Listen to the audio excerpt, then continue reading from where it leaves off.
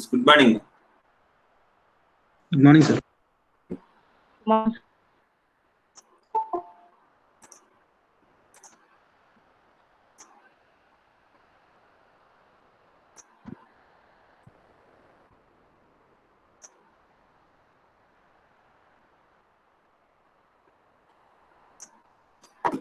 Yeah. In the last class, we have discussed about federated cloud computing architecture. You remember it? There will be an association kind of thing, which we call it as a federation, we can say. There, how we can able to build cloud applications. These kind of things we have seen in the last class. It is federated cloud computing architecture. And today we will be seeing this SLA management in cloud computing. What is meant by SLA? What is the full form of SLA? We have seen, right? Yes, SLA.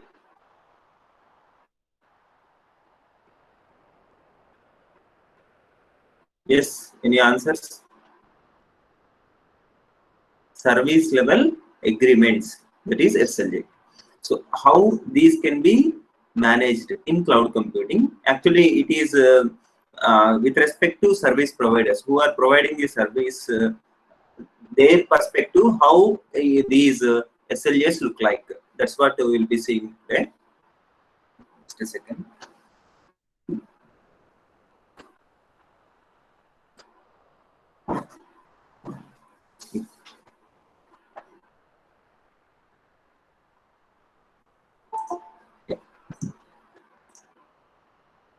Here, before going to see what is how we will manage this SLA, let us see some definitions like capacity planning.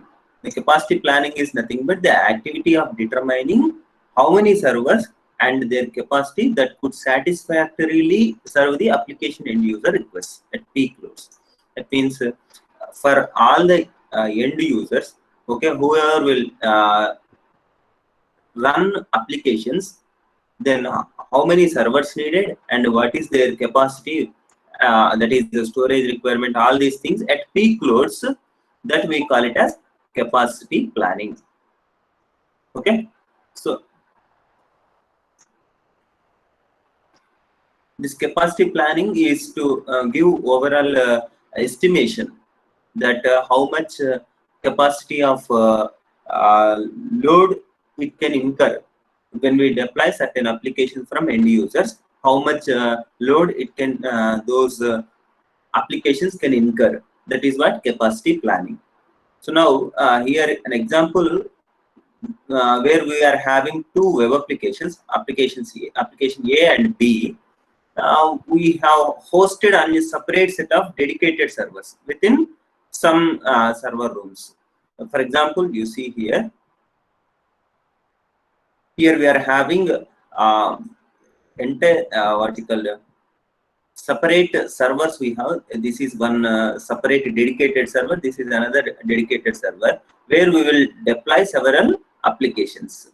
Okay, user 1, user 2, and let us consider user A, user B will give requests. Okay, application service request. These will be transferred to these servers. This is a normal scenario. In this particular one, here if you say the planned capacity is nothing but this one, this estimated one. Planned capacity for each of the applications to run successfully is 3 servers. Here you see there are 3 servers for each and every application. So that is planned capacity. Okay, or capacity planning, you can say. These this we can say as the number of web applications grew, the server rooms in the organization become large, and such server rooms were known as data centers. What is meant by data center? Those are nothing but a collection of servers. Data centers are nothing but a collection of servers with provided maintenance vertical assistance. Such kind of thing we call it as data center. So these data centers in general will be managed. That means earlier initially managed by enterprises themselves. Like suppose our ICFAI wants to have some set of servers to be available for all the students and faculty who are working under ICFI. Then this enterprise itself will establish such kind of what you call collection of servers called data center. Okay, so these data centers will be developed and managed by enterprises themselves. That is what initial what you call practice. Afterwards, what happened is, over the course of time, the number of web applications and their complexity have grown. Then complexity of managing data centers also increased. That's the point. Here the thing is, earlier some applications we will be running, so for that some servers needed. So this collection of servers we can maintain at individual enterprises themselves. So what is the what's the definition of data center? Collection of servers, we can say. So those data centers managed by enterprises themselves initially, but complexity came whenever there are more number of web applications. So complexity increased. So such kind of complex web applications, if you need to manage, then data center management is also become complex. Okay, the complexity of managing the data centers also increased. So what is the other alternative is, just whatever the management that we have to perform on these data centers, that we will give it to some third party. That's what a basic intuition. That is like suppose it's like our ICFI IFHE website we have to develop. Let us consider we have our own what you call team to develop, but there are so many requests. It's like not only IFHE, for ICFI University we have to develop website. So many constraints, so many what you call requests will come to our website. So in order to accomplish those, our small team is not sufficient. For that, what we will do is, whatever the queries or whatever the what you call data gathering kind of thing, such kind of activity, we will give it for some outsourcing. Like we will deploy another team. Okay, what is the responsibility of it? Is just collect the data and give it to us. Such kind of outsourcing can be done. So here also, this data centers management can be given for third party. So see here, enterprises accordingly, enterprises realized that it was economical to outsource the application hosting activity to application hosting activity to third party infrastructure providers. What is the basic intuition or the motivation behind this is, the enterprises need not invest in procuring expensive hardware. Okay, it need not worry about it. Next, hardware and application maintenance were non-core activities of their business. What is the their business is to run those applications. That's it. So application maintenance, hardware maintenance need not be the core activities of their business. Next, as the number of web applications grow, level of sophistication required to manage the data centers increased manifold. It's like, of course, at this point we have covered. Hence, the cost of maintaining them also will be increased because the number of applications grow. So automatically, the complexity of management will also be increased. Because of this, third-party infrastructure providers we have outsourced. It's like whatever the work we have to do, that we have given for third party. That's what basic intuition. Now, whenever this third party comes into existence, then this SLA will come into picture. Service level agreement will come into picture. That is the main point. From here, you try to concentrate, because everything is fundamental to get idea about all the other concepts. Okay, so many concepts will get clear with this discussion. Try to concentrate. I'll read article one by one the sentences and try to explain. Of course, these are self-explanatory. See here, enterprises developed the web applications and deployed on the infrastructure of the third-party service providers. Okay, these providers get the required hardware and make it available for application hosting. These providers will get the required hardware and make it available for whatever the application which we are hosting, for those, these hardware resources will be make available. Next, it necessitated the enterprises to enter legal agreement with the infrastructure service providers to guarantee quality of service. At this point, we have covered in prior classes, like whatever the service it is being provided, okay, for that particular service, enterprise need to give some agreement, okay, legal agreement with provided what you call agreed quality of service. That is nothing but typically the QoS parameters are related to availability of system, CPU, data storage, network. These are the resources. With respect to these, CPU can perform this much what you call speed, data storage is of this much amount. Like that, some agreement, the minimum quality of service will be guaranteed. Okay, that should be guaranteed.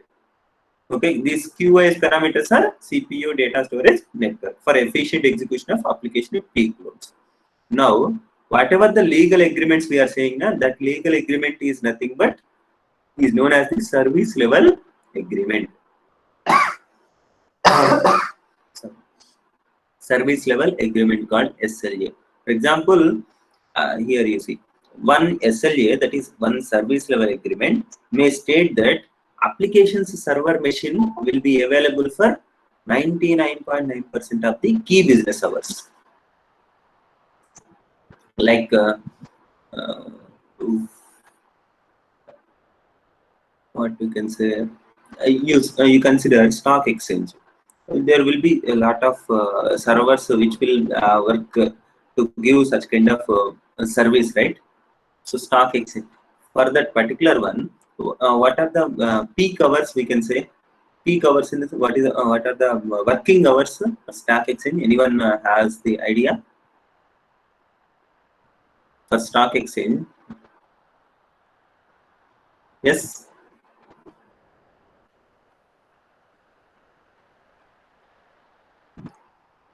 Yes, Pranit. No ideas. Okay. Okay. Let us assume that even I too don't have a clear idea, but as of my understanding, it is from 9 to 3. So 9 to 3 is the business hours. So now, in that particular business hours, this application server machine will be available for 99.9% of the time. Okay, this is the core time. Okay, remaining time, what is the percentage of availability of those servers is 85%. This is the agreement. So with this agreement, if enterprise who is offering that service is satisfied or agreed, then it is fine. And that is this 99.9% of the time available for business hours is sufficient to run user applications, then it will agree. If it is not what you call allowable, even that 0.1% of unavailability also not to be entertained, then it will not agree for it. Such kind of SLA will be made. See, another SLA may state that a service provider would respond to a reported issue in less than 10 minutes during the core time. This is another agreement. Then if that is allowed, it's like if you query for something like consider when you open any websites, e-commerce websites, there will let us assume there is a automatic chat box will be opened. There they will be asking how can assist all these things. It's like preloaded queries will be there. If those queries matches some keywords, they will be putting. If those keywords are matching with our query, then automatically system itself can be able to respond to us. Understand? In that particular case, let us assume it is instead of 10 minutes, just 10 seconds. During the core time, system would respond to a reported issue in less than 10 seconds during the core time. This is a kind of acceptable thing. Got it? So such kind of SLA can be made. So this is one two examples of SLA, how it can be. Like SLA can be stating that how much percentage of the availability. SLA can be stated to tell that what is the response time. So based upon this, SLA can be made. These are the examples. Next, these SLAs are known as infrastructure SLAs. Based upon infrastructure, these agreements are made, and the infrastructure service providers are known as ASP. That is application service providers. Infrastructure service providers, we can say it as application service providers. So this we will be seeing in this diagram here.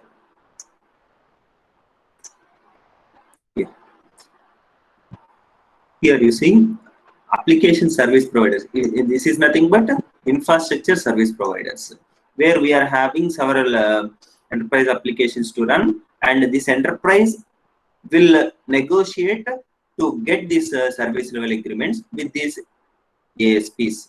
These are the actual providers. Here only we are having physical resources, but enterprise will have agreement with these service providers called ASPs, so that it can guarantee to the user that this is the response time, this is the performance, this is the availability, and this is the percentage of availability. All these things can be ensured by this enterprise based upon this SLA. This is what the scenario. Dedicated hosting of applications in third-party data centers. This is the third-party data center actually. Okay, enterprise is separate and this ASP is separate. Earlier, what we were having, the entire these servers or data centers were maintained by enterprise. There was no three tiers kind of thing. Here we are having user, enterprise. Okay, there is actually virtual communication between user and the enterprise. But how enterprise is being provided that particular service is by using application service providers called ASPs. Okay, this is the third party one. Okay, that is basic intuition. Yeah. So now this scenario is depicted in this figure, where the enterprise applications are hosted on dedicated servers belongs to an ASP. Consequently, set of tools for monitoring and measurement of availability of the infrastructure were required and developed. Okay, this is nothing but SLA, whatever the agreements made between ASPs and enterprises. Okay, now the dedicated hosting practice resulted in massive redundancies within ASP's data centers. Due to what is the problem or the challenges that we will get here is dedicated hosting practice. If you use, then what will happen is for the same thing we have to store the data in several servers. That is one thing. That is redundancy. Redundancy is nothing but having the same data, repetition of data, right? So that redundancy may result. And one more thing, underutilization of many of their servers. It is like what we can say is okay for let us say you have physical exam, like last final exam you will be having, right? That final exam is offline, okay, not online exam, offline exam. Let us say some 60 students we have to conduct exam. Then if you allocate one student, one invigilator, like that, if you allocate, then what that faculty or the invigilator will do, he has to take signs from it's like attendance, right? Attendance he has to take in general, and monitoring. For taking attendance of one student, it will take 1 minute. Okay, reporting whether he is absent or present, that what you call entry and all some formalities will take 5 minutes, let us say. Remaining time he will be idle. And one more thing, one student is there and one invigilator for that one student. So it is like underutilization of that particular invigilator. Instead of that, let us say for 30 students, one invigilator. For another 30, another invigilator. Then what we can say is the time will be managed properly and can be monitored. Those students can be monitored properly. Okay, it's like we are not assigning 150 students for one invigilator. Like accordingly, we will be managed. So whenever we see this kind of thing, same can be applied for these servers as well. Each application is each application is deployed in a separate hosted environment, hosted server, then that server will be underutilized. Got my point? Each application is hosted at a different server. Then the server utilization will be limited, will be less. Instead of that, what can be done is more than one application we can deploy in single data center or the single data server. That is ultimate approach that we can get. See here, dedicated hosting practice resulted in massive redundancies within ASP's data centers due to underutilization of many of their servers. This is because of applications were not fully utilizing their servers capacity at non-peak loads. Now, to reduce the redundancies and increase the server utilization, this is the motivation, right? In data centers, ASPs, whatever the ASPs we have seen, started co-hosting applications. In the sense, apart from one application, it will co-host another application with complementary workload patterns. Like we will be doing some primary job for one application, and it will take workload of another application as well. That is nothing but co-host application. Okay, this co-hosting application means deploying more than one application on a single server. This is nothing but co-hosting. This led to further cost advantage for both ASPs and enterprises. Okay, this will give advantages in terms of cost, right, for enterprises as well as ASPs. Now, this will see figure 16.3. Okay, let's see. Yeah, here you can understand A and C. You see this one. Here resources capacity is this much. Okay, this line will indicate this is the maximum capacity. Okay, this is the maximum capacity in both the diagrams. Same. Now, resource usage for application A is this much.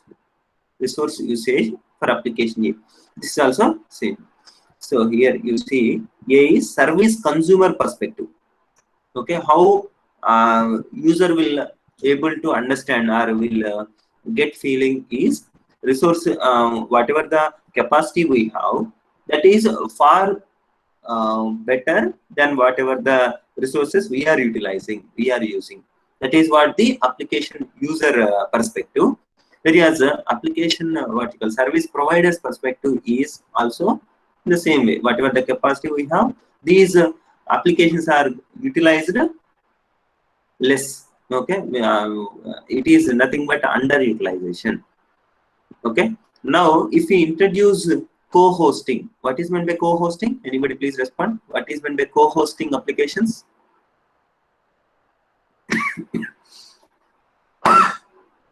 Yes, please respond. Co-hosting applications. One application in one server. Rather than this, more than one application in one server is nothing but co-hosting. What is the advantage is each server will be having some capacity, some maximum capacity. If you host only one application, then that host will run what you call whatever the capacity we have for this server. This is the maximum capacity. Okay, a host can utilize, or the application can utilize very less capacity of this particular one. Okay, that is the point we have identified. So in order to overcome this, we have introduced the concept called co-hosting. That is, apart from hosting one application, we will host multiple applications. More than one application we will host in one server. That is co-hosting.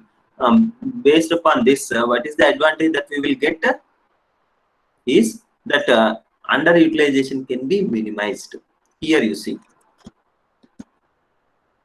we have used here we have hosted more than one application. Okay, the capacity is this one. Okay, capacity is this one. So there is a narrow difference between maximum capacity and the usage of that capacity. The server utilization and non-utilization, there is a very narrow difference. Okay, this is with respect to service providers perspective. Actually, this is service providers perspective. Whatever the capacity we have, that is it is being utilized up to some extent. It's like there is a minimum wastage or a minimum underutilization. Whereas this service requester, service what these service provider perspective. Sorry.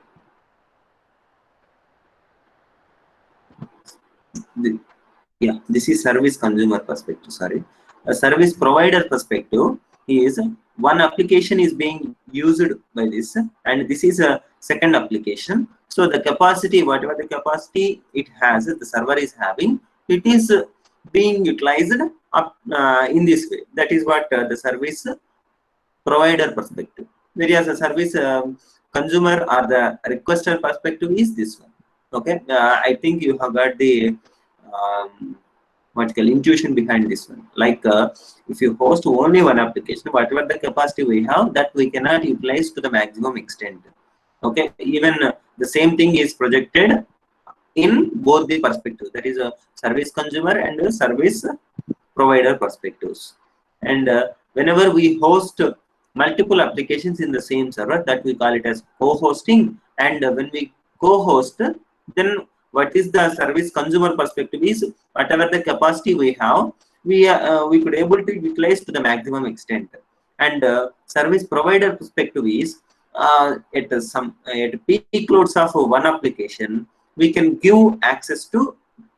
It's like whenever one application does not want much load of the server, then at that particular time we can give access to another application. Similarly, vice versa. This kind of perspective we will be having at a service provider point of view. Yeah, this is nothing but co-hosting and corresponding things. The same thing here I explained. 16.3a, A and C shows the underutilized capacity of a server during dedicated hosting. Whenever we introduce co-hosting, then B shows the scenario when the same system is multiplexed between two applications. What is going to be multiplexed? Have you heard about the word called multiplexer? Yes.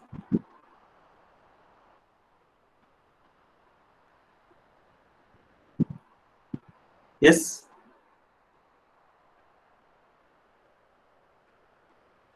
Yes, please respond now. Pawan?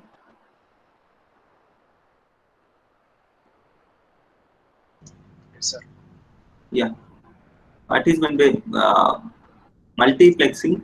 Like multiplexer, have you heard the word called multiplexer? No? Data selector. Yeah, very good. Data selector. So when we will use that multiplexer is like we have it's like we have several inputs, and we have connect one of these inputs to output. Okay, then it is like data we are getting from 4 different sources. Okay, at a time only one particular data from one particular input source we have to give to the output. Okay, that is data selector we can consider. So in the same way, server co-hosting is nothing but deploying multiple applications in the same server, and at the same time server could able to give service for one application. So how this can be managed is by using multiplex. Okay, which application? It's like now you see this diagram, you can understand. Here the load is being utilized by application A. Here load is deployed by application A on the server, whereas whenever this application application B is not having that much load, then the chance can be given to application A. Such kind of what you call switching is allowed. That is nothing but multiplexing. So by using this multiplexer, this what you call two applications can be deployed on the same server. So now D depicts ASP's perspective. ASP is nothing but application service providers. We have seen what is meant by ASP. It's like a third-party management tool which will manage the data centers. Okay, with respect to that ASPs, server capacity utilization when two applications, application A and B, having complementary workload. It's like when we have load for A, we will not be having load for B. When we have load for B, we will not be having for A. Such kind of complementary workload patterns are co-located.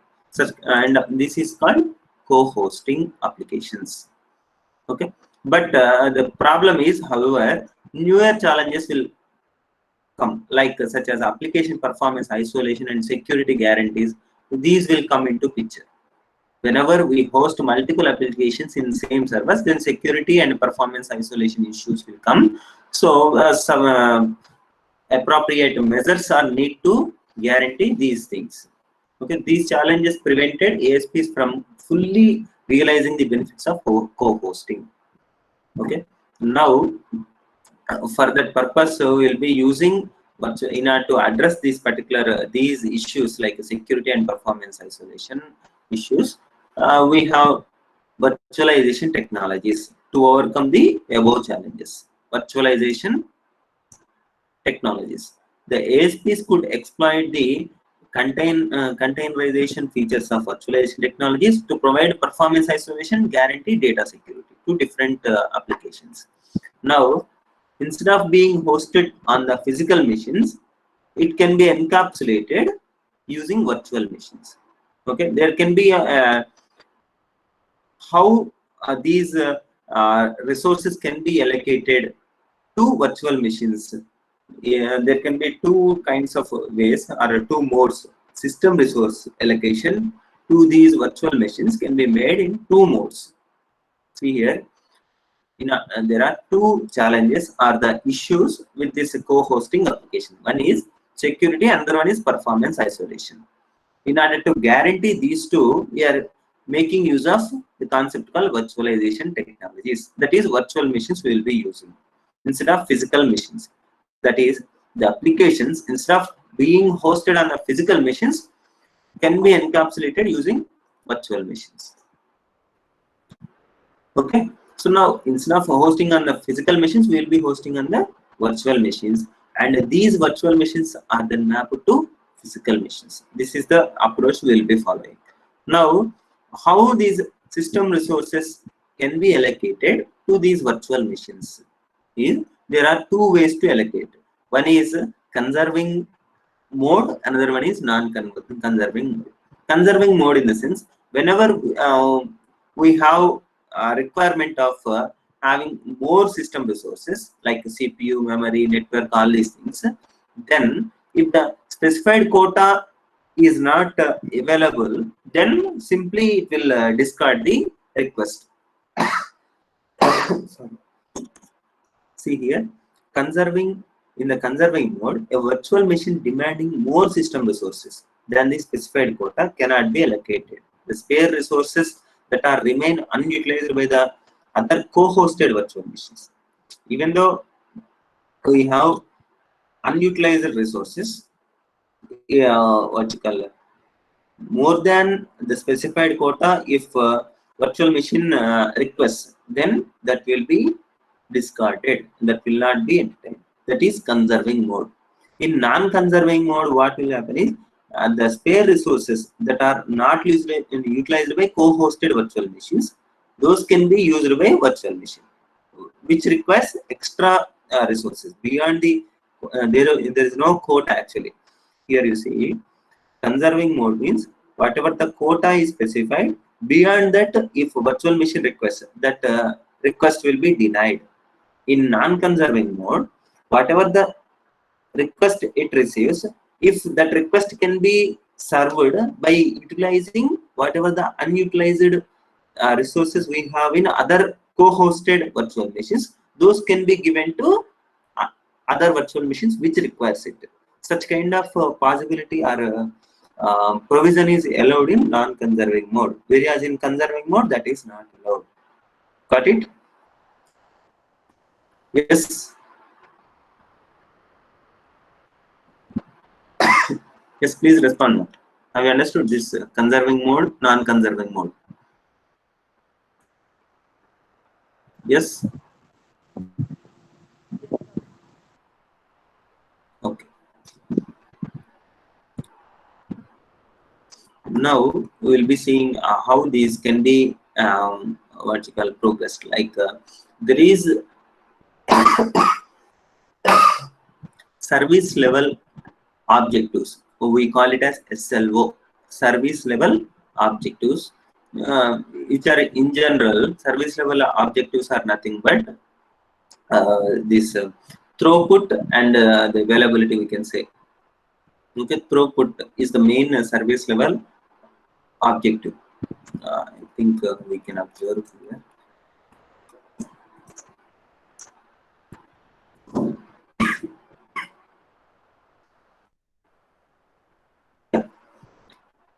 The service level objectives for these applications were response time and throughput. These are the two service level objectives.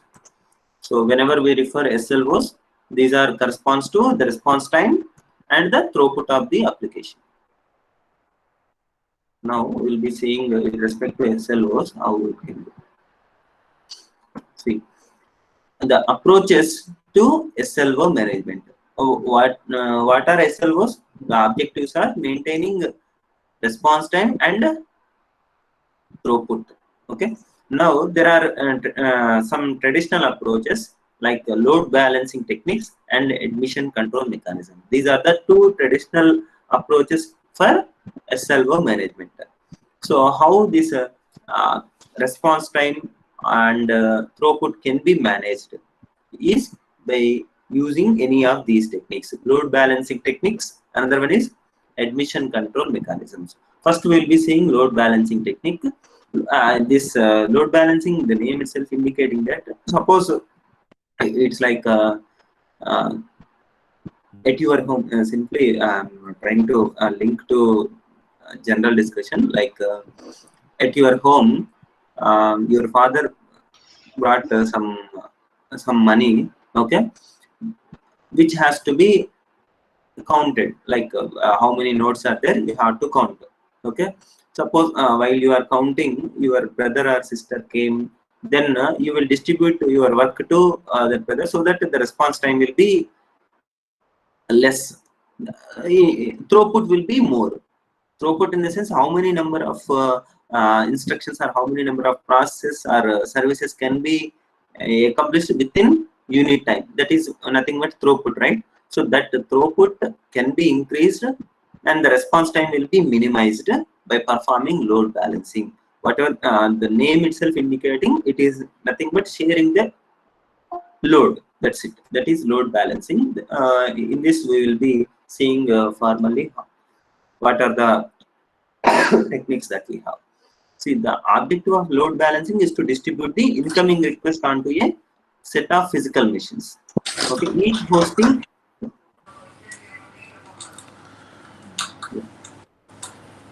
each hosting a replica of an application, so that here what is happening, whenever so that the load on the machines is equally distributed. That is load balance.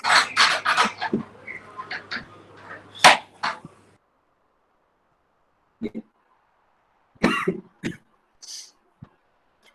See here, the load balancing algorithm executes on a physical machine that interfaces with the clients. This physical machine also called the front end. Actually, this physical machine is called front end node, where it will receive the incoming requests and distributes these requests to different physical machines for further execution. Okay, there will be a node called front end node which will receive the incoming requests, and this set of physical machines is responsible for serving the incoming requests, are known as back-end nodes. Actually, one node will be there that is called front-end node, which will receive all the requests and will distribute among several other physical machines. And those machines, those physical machines, which are responsible for further execution, those we will call it as back-end nodes. Okay. Typically, the algorithm executing on the front-end node is agnostic to the nature of the request. In the sense, it is not known that from what kind of client we have received the request, what is the request, all these things, it is not known to the front-end node. That is called agnostic to the nature of the request. That means here you can understand. This means that the front-end node is neither aware of the type of client from which the request originates, nor aware of the category to which the request belongs to. That is, what kind of category or what kind of request received, and from what kind of client we have received that request. Both are not known to the front-end node. That is called class agnostic load balancing algorithm. Class agnostic. This is a classification. Here you can see load balancing algorithm can be classified into class agnostic and class aware.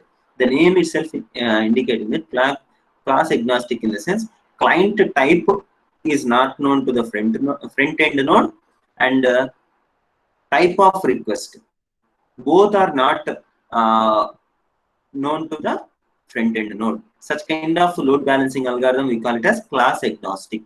On contrast, class aware means these things will be known. Like what kind of client is known means that is client aware. What kind of request is there means content aware. Both are aware means, both are known means, that will come to client plus content aware. This is the classification of load balancing algorithm. Based upon the basically what is the structure is, we'll be having front end node which will which try to understand this. We'll be having front end node and some back end nodes will be having. Okay, what this front end node will do is it will receive the request from the user, from client. Okay, and it will what you call distribute among these back end nodes. Okay, in this particular context, if the client type or the request and the request type is known to this particular front end node, then it will come under the second category called class aware load balancing algorithms. If that both are not known, then that will come under class agnostic load balancing algorithm. Class agnostic means client type is not known, request type is also not known. And coming to class aware, again three types of classifications we can say. Like if client type is known, that is client aware. If request type is known, that is request aware. Next, if a client type is known and the request type is also known, that will come under the third category, where both are known, both are aware. So this is the classification of load balancing algorithm. Basically, load balancing is nothing but distributing. Distribution will be done by one node called front-end node, and execution will be done by nodes called back-end nodes. Okay, based upon the awareness of client type and request type, we have classified into these two types, and accordingly we have classified the other type. So this is about load balancing algorithms. Is it clear? Yes.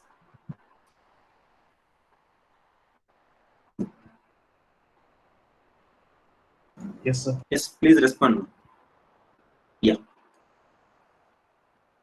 Next, as we have seen here, for SLO management, there are two types of algorithms or the techniques. Load balancing techniques we have seen already. Another one is admission control mechanisms.